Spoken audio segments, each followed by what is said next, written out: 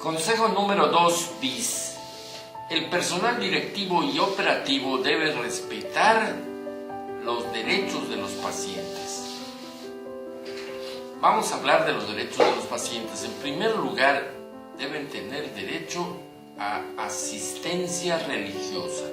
El paciente tiene derecho a recibir, pero también tiene derecho a rechazar una asistencia espiritual y moral de un ministro de un culto religioso, o también de un tanatólogo, de un psicólogo o de alguien que quiera prepararlo para el final, para su fase terminal, o que quiera aliviar sus dolencias morales. Tiene derecho a rechazar o a recibir o a aceptar. El segundo derecho del paciente es que tiene derecho a recibir una atención médica de buena calidad, no de calidad mediocre, no solamente para salir del paso, no, tiene derecho a recibir una excelente calidad. Y esto se hará sin discriminación y de acuerdo con la condición de salud en que se encuentre. Tiene derecho a ser atendido por un médico que tenga libertad para dar una opinión clínica y bioética sin ninguna interferencia o presión del exterior.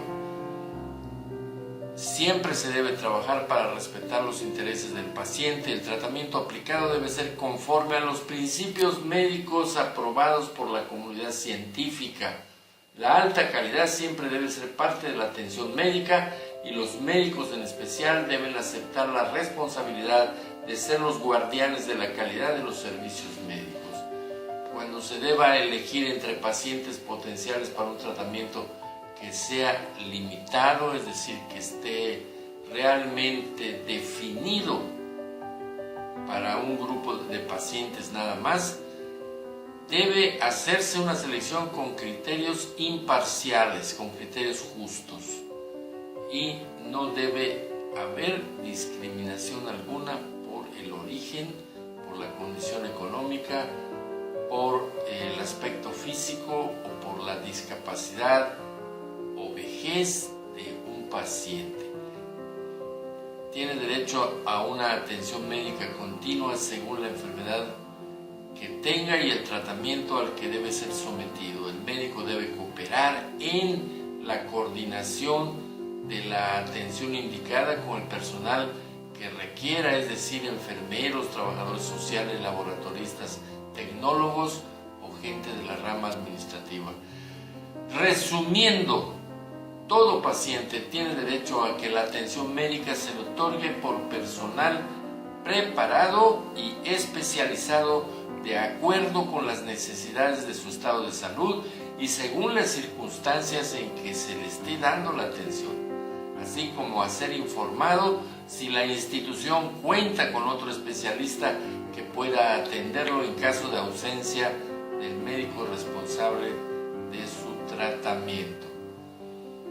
El tercer derecho que tienen los pacientes es el derecho a la autodeterminación.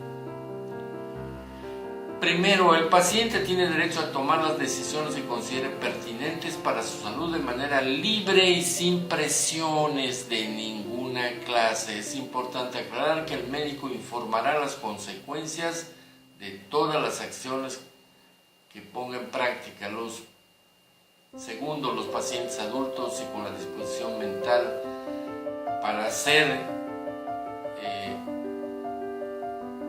lo que mentalmente sea conveniente, pueden dar su consentimiento, pero también pueden negarse a que se les practiquen exámenes, terapias o diagnósticos.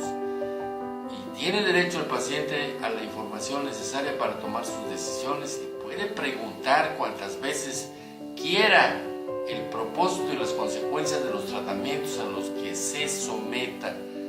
Tercero, el paciente tiene derecho a negarse a participar en la investigación o enseñanza de la medicina. Un paciente tiene derecho a decir: no quiero que me exploren los estudiantes, no quiero que me inyecten tal o cual sustancia para investigar si funciona en tal o cual sentido.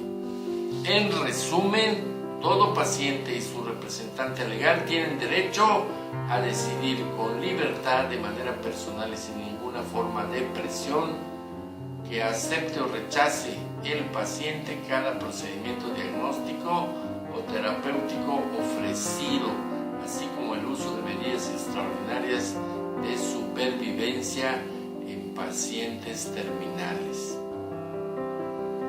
El cuarto derecho es el derecho a la dignidad. En primer lugar, mencionaremos que la dignidad del paciente y el derecho a su vida privada deben ser respetados en todo momento durante la atención médica y la enseñanza de la medicina, al igual que su cultura y sus valores. El paciente tiene derecho a aliviar su sufrimiento según los conocimientos actuales y tiene derecho a una atención humana, así como a recibir toda la ayuda disponible en caso de padecer una enfermedad terminal, para que muera de la manera más digna posible.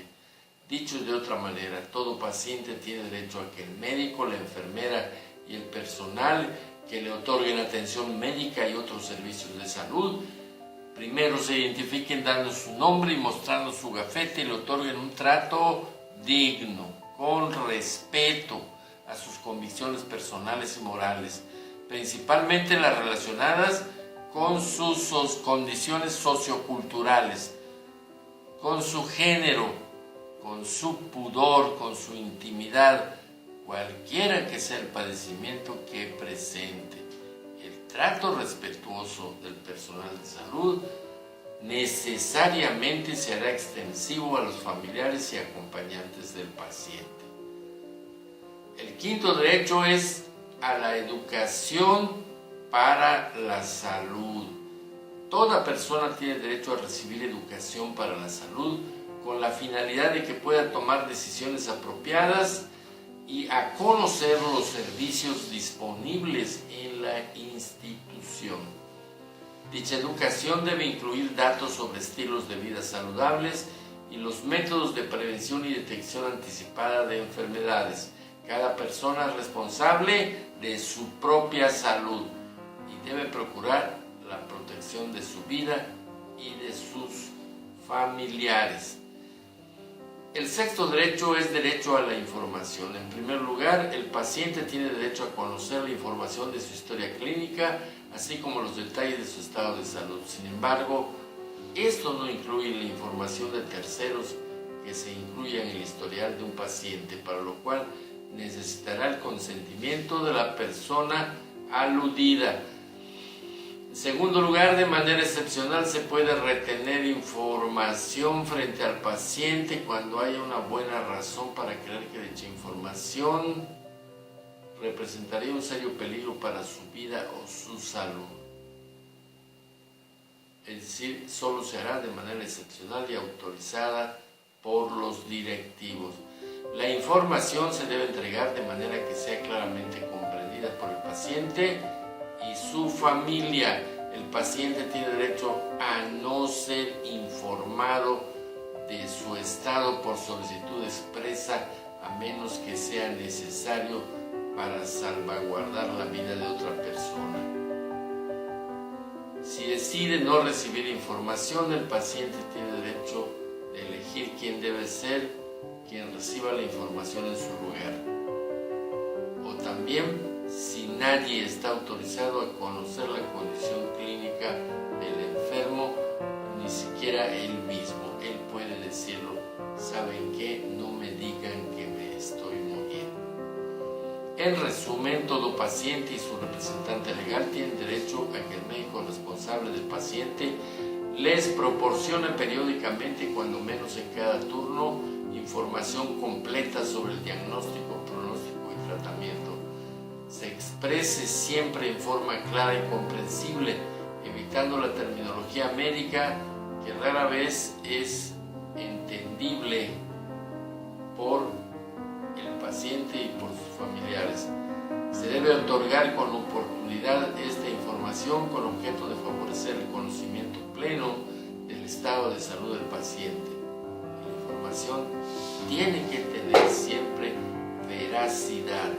La información debe ser verídica y totalmente apegada a la realidad. El séptimo derecho que tiene el paciente es la libertad de elegir, de elección. El paciente tiene derecho a elegir o cambiar libremente su médico, su hospital, su centro de atención en salud, sin importar si se hace en el sector público o privado. Él tiene derecho a cambiar. Cuando decide que sea el sector privado, sabe que tendrá que cubrir los honorarios y también sabe que estará regulado por el sistema de salud y de seguridad social según el país en donde viva. Siempre se aceptará que el paciente opte por pedir la opinión de otro profesional para comprobar un diagnóstico, es decir, una segunda opinión. Y también aquí esa opinión estará sujeta a las reglas de cada sistema de seguridad social en el país en que viva el paciente y su médico. El octavo derecho que tiene el paciente es el secreto profesional. Toda la información del estado de salud, condición médica, diagnóstico y tratamiento de un paciente debe mantenerse en secreto profesional, inclusive después de que haya muerto el paciente. Excepcionalmente, los descendientes pueden tener derecho al acceso a la información que los prevenga de ciertos riesgos a la salud. Por ejemplo, si es una enfermedad de tipo genético, tienen derecho los familiares a que reciban un tipo de información que los prevenga de riesgos. La información confidencial solo se puede dar a conocer si el paciente da su consentimiento explícito o si la ley así lo autoriza. Se puede entregar información a otro personal de salud solo si existe como punto de partida una intención de aprendizaje sobre el tema, a menos que el paciente dé un consentimiento explícito en contrario. Toda información identificable del paciente debe ser protegida de manera apropiada. Esto incluye desde la historia clínica hasta sustancias humanas que pueden proporcionar datos verificables sobre la condición médica. En resumen, todo paciente tiene derecho a que la información que comunica a su médico se maneje con estricta confidencialidad.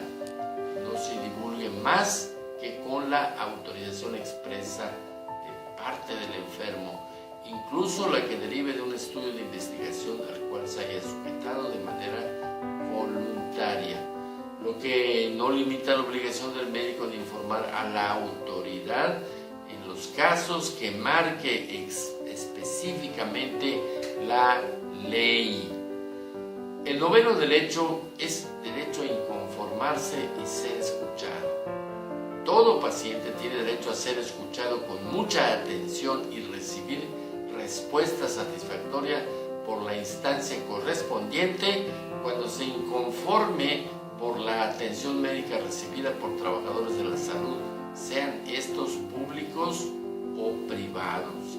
Asimismo, tiene derecho a demandar y a disponer también de vías diferentes a las judiciales, como los tribunales de conciliación, para tratar de resolver en buenos términos un conflicto con el personal de salud.